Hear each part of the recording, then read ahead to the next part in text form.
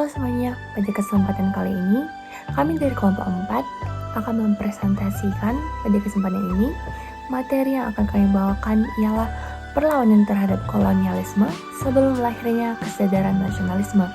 Nah teman-teman, pada presentasi sebelumnya kita sudah mempelajari kedatangan bangsa Eropa ke Indonesia. Nah, yang kita tahu itu bangsa-bangsa Eropa yang pernah datang ke Indonesia itu yang pertama itu ada bangsa Portugis, ada bangsa Spanyol, ada bangsa Inggris, dan ada bangsa Belanda. Nah, teman-teman, siapa sih bangsa Eropa yang pertama kali tiba di Indonesia? Nah, yang pertama kali tiba di Indonesia adalah bangsa Portugis. Teman-teman, bangsa Portugis pada awalnya hanya ingin tujuan utamanya itu hanya untuk membeli rempah-rempah, karena pada saat itu Indonesia ataupun dunia timur sangat terkenal dan sangat amat terkenal akan kekayaan rempah-rempahnya. Namun mungkin mereka hilaf gitu ya kawan-kawan. Pada tahun 1511 akhirnya bangsa Portugis ini berhasil menguasai daerah Malaka pada saat itu, teman-teman. Karena kita tahu kan, daerah Malaka itu terkenal kali akan kekayaan rempah-rempahnya gitu kan kawan-kawan. Jadi mungkin mereka tergoda untuk menguasai karena daerah itu emang sumber uang sekali gitu. Baru Malaka dikuasai oleh Portugis pada tahun 1511 oleh pada saat masa kekuasaan Alfonso pada saat itu kawan-kawan. Nah, jadi ketika Portugis menguasai Malaka, Portugis ini membuat kebijakan gitu kawan-kawan. Kebijakannya itu ada 3. Yang pertama itu adalah Portugis berusaha memperluas daerah kekuasaannya, karena ya pastilah ya, kalau makin luas daerah kekuasaannya itu kayak kekuatannya itu, berpowernya itu makin kuat gitu kawan-kawan. Baru yang kedua adalah monopoli dagang. Mereka itu kayak akan menguasai semua sektor perdagangan yang ada di Maluku, dimana saat itu Maluku itu adalah kayak salah satu pusat perdagangan yang sangat strategis di dunia timur, teman-teman. Selanjutnya yang terakhir itu ada penyebaran agama Kristen. Nah teman-teman, karena terjadinya kebijakan Portugis ini, sekutu itu nggak suka akan perilaku mereka. Namun sebelum kita masuk ke perlawanan-perlawanan yang dilakukan oleh sekutu, kita harus tahu apa sih ciri-ciri dari perlawanan sebelum lahirnya kesadaran nasionalisme. Karena kita tahu perlawanan terhadap bangsa Eropa itu banyak, teman-teman. Tapi ada yang sebelum lahirnya kesadaran nasionalisme dan ada yang sesudah kesadaran nasionalisme. Maaf ya kawan-kawan, suaraku serak malam-malam soalnya. Baru ciri-ciri perlawanan sebelum lahirnya kesadaran nasionalisme. Yang pertama itu teman-teman, bersifat lokal ataupun dia kedaerahan gitu kawan-kawan. Kayak misalnya kita tahu kan, ada produk luar, ada produk internasional, dan ada produk lokal. Otomatis kita tahu itu langsung kalau produk lokal itu kawan-kawan, cakupannya itu pasti lebih kecil dibanding produk internasional. Jadi otomatis perlawanan yang bersifat lokal ini dia lebih kecil. Hanya sekutu-sekutu yang di situ aja ikut melakukan perlawanan ini, bukan seluruh dari bangsa Indonesia. Yang kedua itu bergantung pada pemimpin yang karismatik. Apa maksudnya pemimpin yang karismatik? Dia ini biasanya seperti tokoh-tokoh agama ataupun para bangsawan. Dan yang ketiga itu teman-teman, dia perlawanan bersifat fisik dan ataupun mengandalkan senjata fisik. Maksudnya bersifat fisik itu kawan-kawan, mereka lebih memilih untuk kayak melakukan tinju-tinjuan gitu, kayak langsung badan ketemu badan dan mengenal. Dan senjata yang mereka lakukan itu masih seperti senjata tradisional, teman-teman, seperti bambu runcing ataupun lain sebagainya pada masa itu. Dan yang keempat itu teman-teman, mudah dipecah belah karena mereka di saat itu muda dia di domba, ataupun yang namanya dulu itu Divide et Impera. Nah, kan tadi ada aku bilang banyak perlawanan ataupun perlawanan yang dilakukan sekutu kepada kolonialisme sebelum lahirnya kesadaran nasionalisme. Itu ada 3 teman-teman ya. Yang pertama adalah perlawanan Kesultanan Aceh, yang kedua perlawanan Kesultanan Demak, yang terakhir adalah perlawanan Kesultanan Ternate. Nah, apa sih perlawanan-perlawanan mereka tersebut akan dijelaskan oleh teman saya selanjutnya. Baiklah, kita mulai dengan perlawanan Ternate terhadap Portugis. Setelah Portugis berhasil menguasai Malaka pada tahun 1911, Portugis ingin memperluas daerah jajahannya dan melanjutkan perjalanannya menuju Maluku ataupun Ternate. Awalnya, kedatangan Portugis disambut hangat oleh raja dan rakyat-rakyat Ternate. Bahkan Portugis diberikan kesempatan untuk membangun benteng dan diberikan hak monopoli pada perdagangan cengkeh. Namun karena keserakahan Portugis yang membuat rakyat-rakyat di Ternate menjadi sengsara sehingga menimbulkan adanya permusuhan. Perlawanan kerajaan Ternate dimulai pada tahun 1665 yang dipimpin oleh Sultan Hairun. Untuk menghalanginya, Portugis melakukan cara licik, yaitu menawarkan tipu perdamaian lalu menangkap dan membunuh Sultan Hairun. Sultan Hairun kemudian digantikan oleh Sultan Ba'abullah untuk melanjutkan perjuangannya. Pada tahun 1575, benteng Portugis yang berada di Ternate akhirnya berhasil direbut oleh pasukan Ba'abullah. Kemudian, orang-orang Portugis berhasil diusir dari Ternate. Caranya, orang Portugis yang ditawan akan dibebaskan jika orang-orang Portugis pergi dari Ternate. Akhirnya, orang-orang Portugis pergi dari Ternate dan menetap di Timur Timur hingga tahun 1975. Dengan demikian, yang melatar belakangi adanya perlawanan Ternate terhadap Portugis ialah sikap sewenang-wenang dan juga monopoli perdagangan oleh Portugis di Maluku. Selanjutnya, kita akan membahas perlawanan Demak terhadap Portugis. Nah, sekarang kita bakal bahas tentang perlawanan yang diberikan Demak terhadap bangsa Portugis. Jadi, pada saat Kepulauan Malaka sudah dikuasai oleh Portugis di tahun 1511, Portugis otomatis menguasai perlayaran dan perdagangan yang sangat penting di dunia. Mereka juga menyebarkan agama Katolik yang dianggap pada saat itu memperhalang ataupun memperlambat berkembangnya agama Islam di Nusantara. Sehingga Kesultanan Demak mengirimkan armadanya ke Malaka ataupun untuk menyerang Portugis karena Portugis ingin membangun loji di Sunda Kelapa.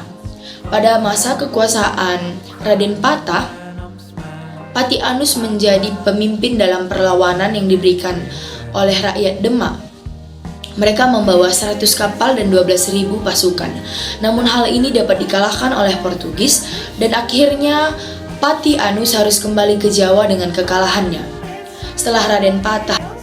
Nah teman-teman, tadi kan kita sudah mendengarkan bagaimana perlawanan dari Ternate dan juga Demak terhadap bangsa Portugis. Sekarang kita akan masuk ke dalam bagaimana perlawanan dari Aceh terhadap bangsa Portugis. Nah, seperti yang kita ketahui bahwa bangsa Portugis merupakan suatu negara yang memperkenalkan atau sebagai pelopor tentang penjelajahan samudra. Nah, pada awalnya kedatangan dari bangsa Portugis yaitu untuk mencari tempat penghasil rempah-rempah.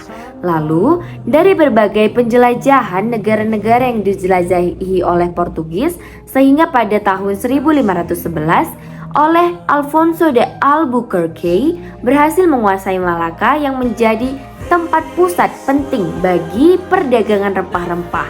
Penguasaan Portugis terhadap Malaka tersebut pun kemudian memunculkan berbagai perlawanan rakyat dari Indonesia, dan termasuk yang akan kita bahas pada saat ini yaitu Aceh.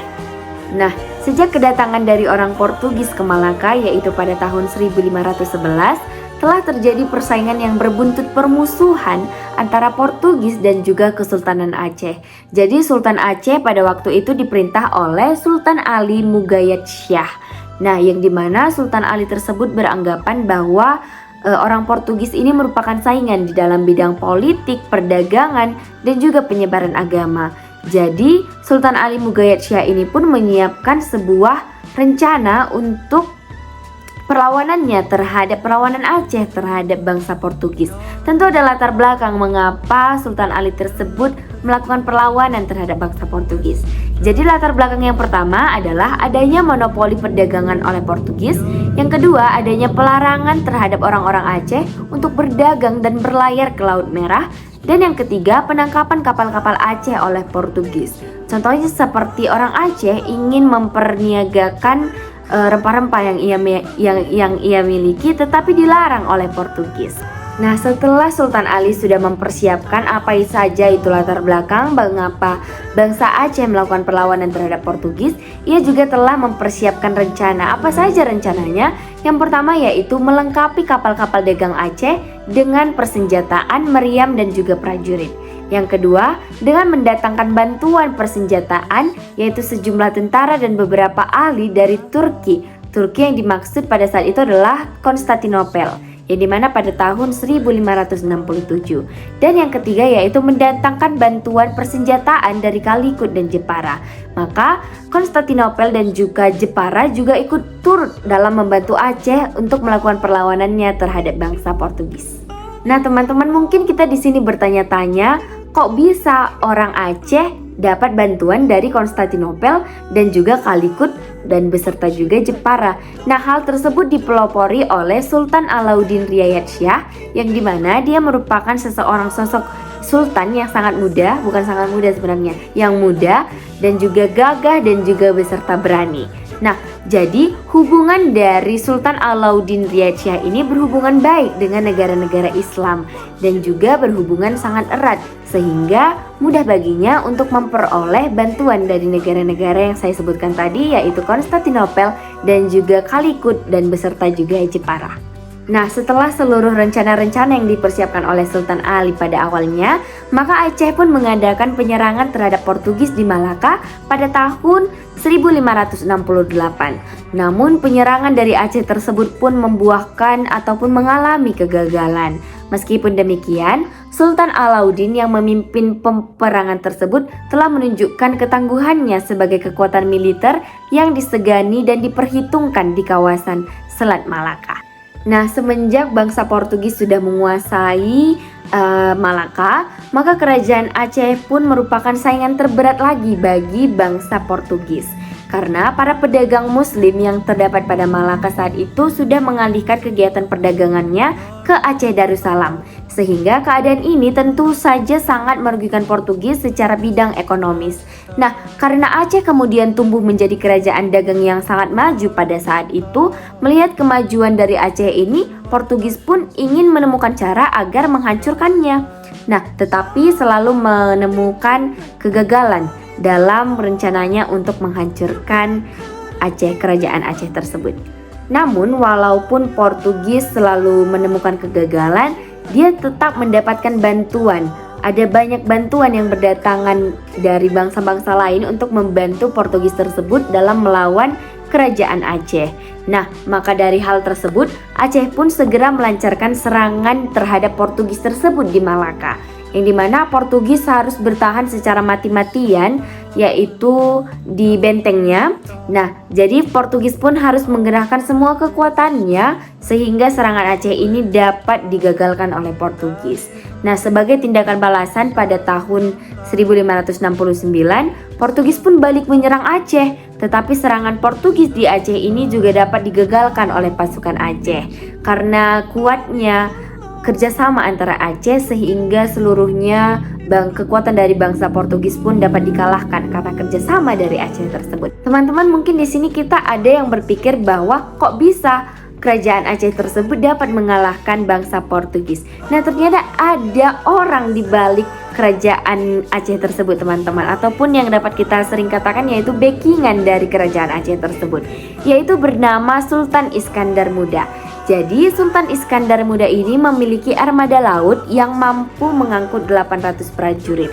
Jadi serangan apapun yang dilakukan oleh Portugis akan tetap diserang balik oleh Aceh dan akan tetap berdiri sebagai kerajaan yang merdeka. Nah, sejak Kesultanan Aceh pun diperintah oleh Sultan Iskandar Muda, tentu Sultan Iskandar Muda ini memiliki perjuangan yang sangat besar dalam upaya mengusir bangsa Portugis.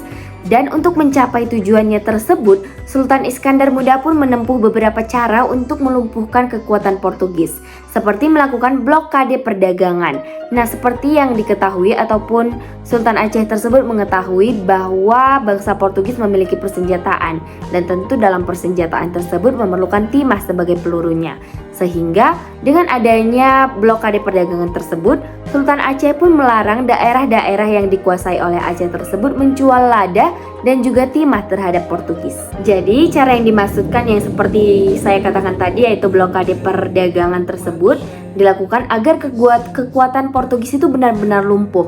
Namun, karena tidak memiliki barang yang harus dijual di Eropa, upaya ini ternyata tidak berhasil sepenuhnya. Mengapa? Sebab raja-raja kecil yang merasa membutuhkan uang secara sembunyi-sembunyi menjual barang dagangannya tersebut kepada bangsa Portugis. Tentu orang-orang ataupun raja-raja kecil tentu harus memiliki pemasukan, karena bila tidak ada pemasukan ya bagaimana untuk makan, begitu dia istilahnya. Namun karena gagal dengan taktik blokade ekonomi tersebut, karena upaya-upaya dari raja-raja kecil tersebut, Sultan Iskandar Muda pun menyerang kedudukan Portugis di Malaka pada tahun 1629. Dengan seluruh kekuatannya, tentara Aceh pun dikerahkan untuk melawan bangsa Portugis tersebut. Namun upaya itu ya berhasil naas, yaitu mengalami kegagalan. Karena apa? Karena pasukan Kesultanan Aceh dapat dipukul mundur atau dipukul rata oleh pasukan Portugis karena faktor yang penyebab kegagalan serangan Aceh terhadap bangsa Portugis tersebut tadi. Salah satunya yang mengenai raja-raja kecil menjual timah terhadap bangsa Portugis.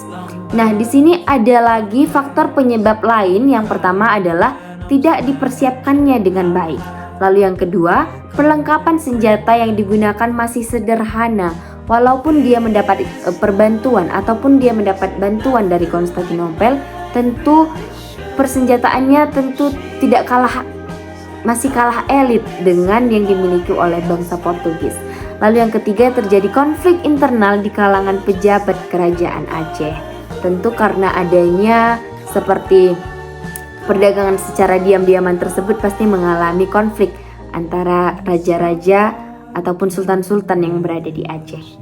Walaupun Aceh memperoleh kegagalan dan juga kekalahan untuk melawan bangsa Portugis, namun di sini juga kita harus tetap mengingat bagaimana perjuangan-perjuangan yang telah dilakukan oleh Sultan Iskandar Muda dan beserta rakyat-rakyat yang terdapat di kerajaan Aceh tersebut. Yang pertama yaitu Aceh berhasil menjalin hubungan baik dengan Turki, Persia dan juga Gujarat atau India. Lalu yang kedua, Aceh memperoleh bantuan berupa kapal, prajurit dan makanan dari beberapa pedagang muslim di Jawa. Lalu yang ketiga, kapal-kapal dagang Aceh dilengkapi dengan persenjataan yang cukup baik dan prajurit yang tangguh. Nah, jadi sekianlah mengenai bagaimana perlawanan dari Aceh terhadap bangsa Portugis.